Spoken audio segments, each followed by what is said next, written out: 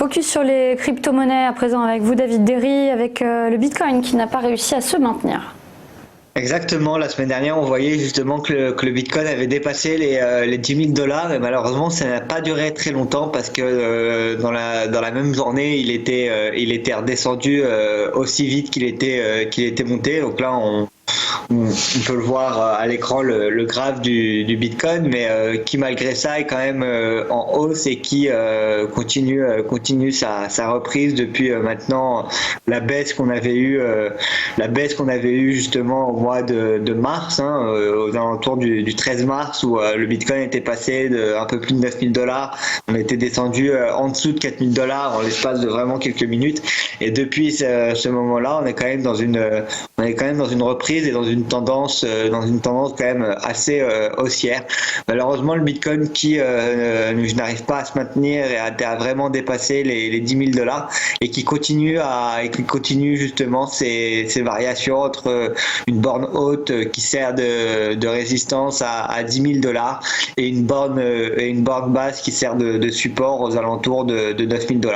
Donc ça va être intéressant de voir l'évolution du Bitcoin, étant donné que tôt ou tard on devrait casser à la baisse ou à la hausse un de ces deux, en tout cas ce canal, et donc ça va être assez intéressant à suivre, mais en tout cas le Bitcoin qui pour le moment aujourd'hui est à 9 631 $ et qui a du mal à continuer sa hausse et à vraiment dépasser les 10 000 $. Mais en tout cas, ce qui est notable sur le Bitcoin ces derniers temps, c'est la baisse de la volatilité.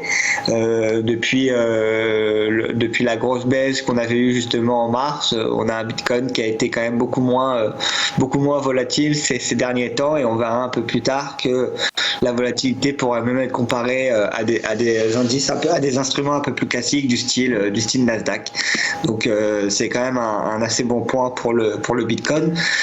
Pareil pour l'Ethereum, où cette fois-ci on a du mal à dépasser les 250 $. On continue à évoluer sur l'Ethereum en ce moment entre 225 et justement les 250 $ qui servent de résistance, une résistance qui a du mal à être dépassée et qui continue à être testée sur le marché, et qui pourrait être justement retestée encore cette semaine ou d'ici les prochains jours. En tout cas, une crypto assez intéressante à suivre, notamment avec la transition qui va avoir lieu. Ça pourrait continuer justement cette tendance haussière, et on pourrait venir casser les niveaux des 250 assez rapidement pour revenir dans un premier temps sur les anciens plus hauts qui étaient à 285, et ensuite on pourrait même redépasser les 300 $ sur Ethereum. Donc à suivre, mais en tout cas la crypto-monnaie qui depuis le début de l'année a des performances quand même assez positives, parce que à titre d'exemple, on a pris deux copies portfolio qu'il y a chez eToro, le crypto portfolio et le crypto equal, qui sont deux copies portfolio qui vous permettent d'investir sur un panier de crypto-monnaies. Alors le crypto portfolio, il va être alloué en fonction de la capitalisation boursière, et le crypto equal va mettre exactement la même allocation pour chaque crypto-monnaie. On peut voir que les stratégies sont plutôt payantes, parce qu'on gagne avec crypto portfolio, on gagne 47,60%, et avec crypto equal on gagne 51,31% depuis le début de l'année. Donc la crypto-monnaie qui est quand même en train de bien se reprendre, et qui est en train de continuer quand même sa hausse, et qui pourrait continuer justement comme ça jusqu'à la fin de l'année. Mais en tout cas assez intéressant à suivre. On a aussi d'autres portefeuilles disponibles sur eToro pour ceux qui sont intéressés par la crypto-monnaie, notamment un qui s'appelle The Tide,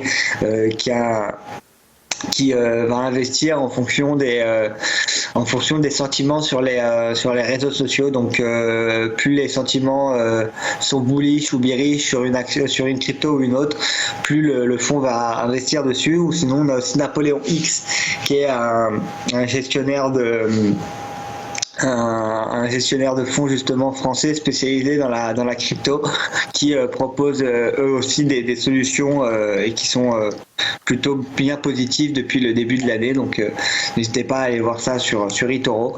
Et sinon, comme je le disais au début, le Bitcoin et le Nasdaq qui aujourd'hui se ressemblent de plus en plus et qui, malgré leurs différences, aujourd'hui sont plus ou moins assez corrélés.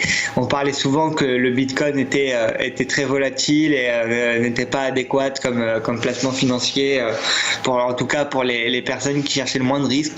Mais on peut voir aujourd'hui qu'en tout cas, depuis le début de l'année, les performances sont quand même assez corrélées avec celles du Nasdaq. Et c'était, je trouve, assez intéressant à mentionner.